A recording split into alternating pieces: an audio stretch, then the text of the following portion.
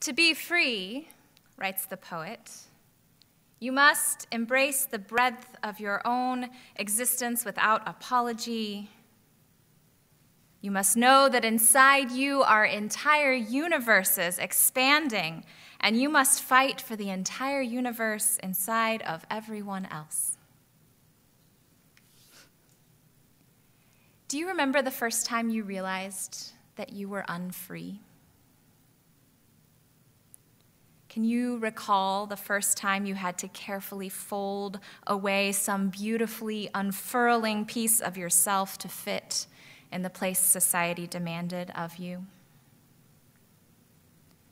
It almost certainly happened when you were very young, when some natural instinct for connection was slapped away by a parent who knew what just wasn't done, whether for acceptance or survival. Or when some beautiful difference in your way of being was first called ugly or odd. Or when your body's unself-conscious delight was confined into what was appropriate or controlled or safe. I've been watching with some grief lately as my children, who once spun wildly around my house, experiment with how to hold their bodies just so. How can the stardust whirling through their veins have become so contained? What happens to the universes inside us when we agree or are forced to stay small? I remember clearly the first time I understood that my body was unfree. I was a young child with a love for dance, flexible limbs, and a habit of sprawling. And one day I'd thrown myself across a sofa with arms and legs draped comfortably apart from one another. And I don't remember who said it or where I was or what I was doing, but I remember the admonishment like a slap. Molly, put your legs together. I was confused. What was this new rule? And who was it for and why? I saw how the men around me occupied the space of their seats. Why was there a different rule for me? Had my loose sweatpants somehow vanished to reveal some part of me to the world? Would my worth as a person escape through my groin if my legs were not pushed together tight to hold it in? The messaging grew from there all around me, how I had to move my body in the world to be acceptable, feminine, white, safe, take up less space, communicate confidence, but not enough to threaten, demonstrate with every graceful motion how totally under control you are. Let your body be used as a foil to control other bodies. The messaging grew, and I grew. And in many ways, I went with it because I was privileged and I wanted to be acceptable. Society, for the most part, allowed me to be acceptable, white as I was, and straight and thin and cisgender and able. I forgot about being free in favor of fitting in. And then I went to Booker T. Washington High School, Tulsa, Oklahoma's premier historically black high school, which had become a magnet school in the early 70s as part of Tulsa's desegregation efforts. And at Booker T, I joined the Select Choir, which was a mostly black gospel choir. And there I learned how to sing a good run. And I learned what it means to have ashy knees. And I learned for a hot minute what it feels like to be in the cultural minority. And I tasted a liberation I had not known for many years.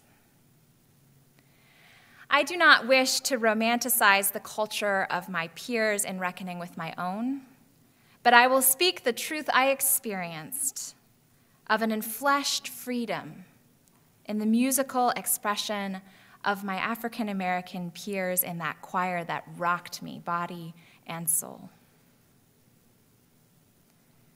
Particularly, I remember when we were singing Total Praise. You are the source of my strength. You are the strength of my life.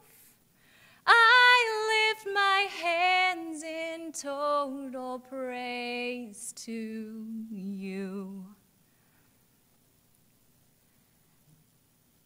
I was knocked over by the certainty while singing that song that my African American classmates whose ancestors knew torture and death at the hands of mine also knew through that history an inalienable and embodied freedom that was inaccessible to me, scrunched as I was into the posture of nice white girl. I realized that the same freedom unceded and treasured and won by my co-singers' ancestors in the face of stark oppression had also been carved away from me by mine. In all the ways they shaped me to be white and to practice dominion. My ancestors who enslaved and imprisoned, assured by that fact that I too would be unfree deep within, in favor of maintaining the standards of control that supremacy systems demanded, in favor of imposing those controls internally. Every time I was told to hold my legs together or not move my hips like that or be still or quiet, every time I exercised racial bias or experienced alienation from my connection with others, every time I became more acceptable in the eyes of those systems, I became less free inside myself. Even as those systems used me and my white peers to enforce violent external control upon those at every margin.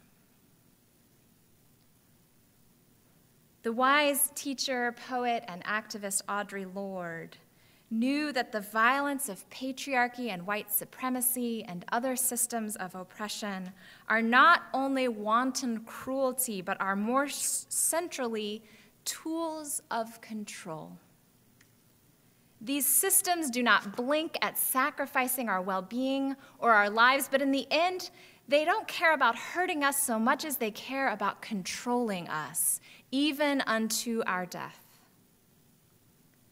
And supremacy systems work through all of us with the false promise of control, that if you will only do this or that, you can finally be sure that you will be safe, worthy, valuable, and cared for, all the things that you have every right to expect as your birthright in humanity, but that systems of domination wish to deny, plunder, and steal. Control of the body. From within, if they can, and from without, if you will not consent, is the goal of supremacy systems. Because the body is how we are free in the world, and supremacy systems are built on the zero-sum assumption that your freedom threatens mine, and that there's not enough to go around, that another body is something for me to fear or loathe rather than love, so that I can escape fearing or loathing my own and its limits.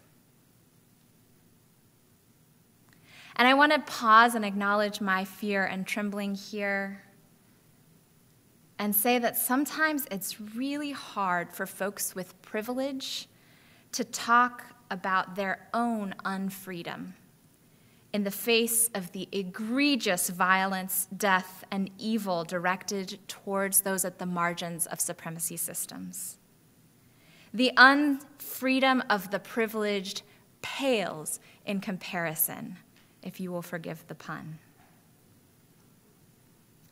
And yet, it is exactly the unexamined unfreedom of the privileged that perpetuates these deathly systems. It is white folks, straight folks, men, cisgender folks, thin folks, abled folks, and so on, who must throw off the white supremacy, cis heteronormativity, patriarchy, fat hatred, and ableism that has sunk into their bones, that has been trained into their blood, because that is where those systems hold greatest power, within the bodies and behaviors of those who benefit from them, supposedly. To be free You must embrace the breadth of your own existence and that of all others without apology. To be free, you must first understand the part of you that is unfree. And for any piece of your identity that holds privilege, that is white or straight or male or cis or thin or abled, that is where we must look to uncover our unfreedom. And this is not bad news, because there are entire universes within you and everyone you know. There are stars whirling through your veins with joyful abandon. There was a way your body knew to move before it was trained to be contained. There is more freedom and connection and humanity than you have ever experienced waiting for you to discover. Right where the universes in you meet the universes in others. And that is spinning, sparkling good news. The work of getting free together is uncomfortable and painful, sure, but it is also full of starlight. It is the promise of joy. And so today I want to tell you about a movement in Unitarian Universalism called the Eighth Principle Project, which is a grassroots part of our faith tradition's work for collective liberation, which seeks to get us to the promise on the other side of all of our internalized unfreedoms, all of the external control. It's encouraging UUs across the nation in our shared work of becoming more free together, all of us at once. In 1984, our association voted to adopt 7 principles to guide our shared life together, in which our congregations would covenant together to affirm and promote the inherent worth and dignity of every person, justice, equity, and compassion in human relations, acceptance of one another, and encouragement to spiritual growth in our congregations, a free and responsible search for truth and meaning, the right of conscience, and the use of democratic process within our congregations and in society at large. The goal of world community with peace, liberty, justice for all, and respect for the interdependent web of all existence of which we are a part. And it's a lot of words, but it's missing something. And so compelled by the spiritual necessity of work for collective liberation, Black leaders in Unitarian Universalism have proposed an 8th principle. Journeying toward spiritual wholeness by working to build a diverse, multicultural, beloved community by our actions that accountably dismantle racism and other oppressions in ourselves and our institutions.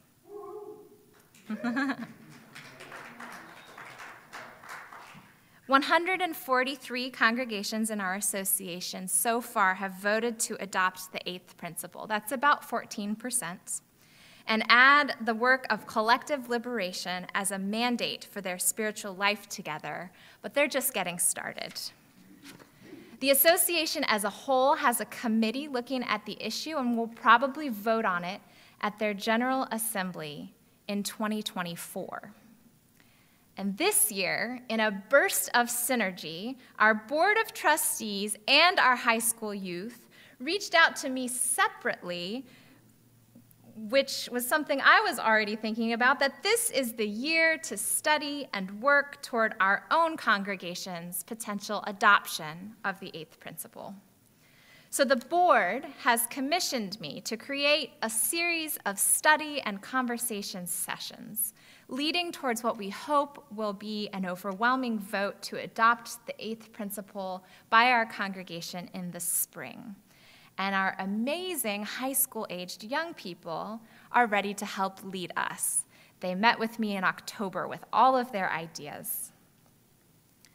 I would argue to you that we have already begun the very first part of the work of adopting the 8th principle in our life together through our organizing work with partner organizations like Missouri Faith Voices, through our partners in ministry like the Reverend Dr. C.W. Dawson, and through the passion of our members who show up when the topic at hand is racial justice and dismantling systems of oppression.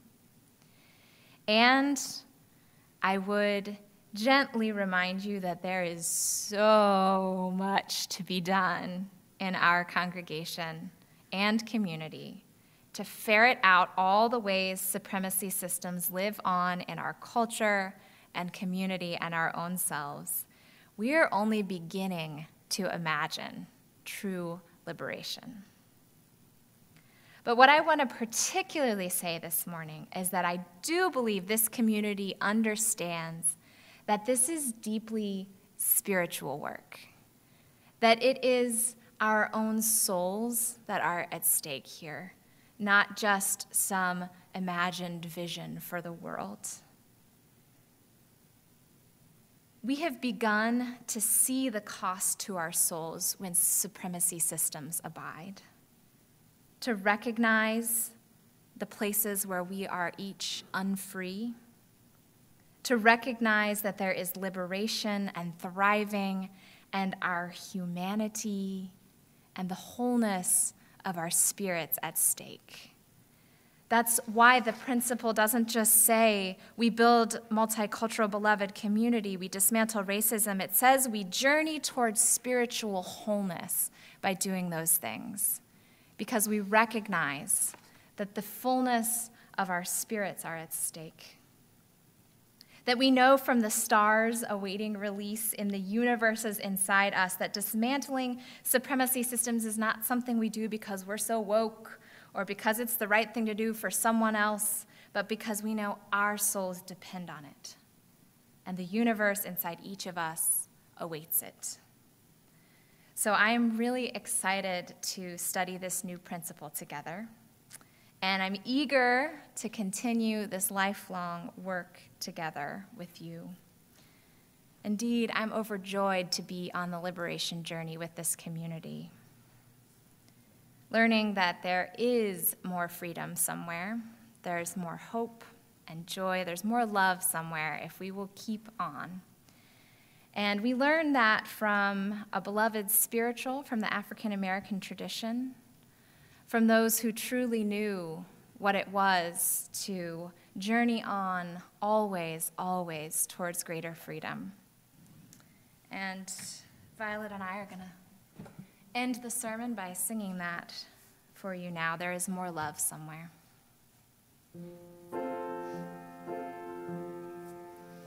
There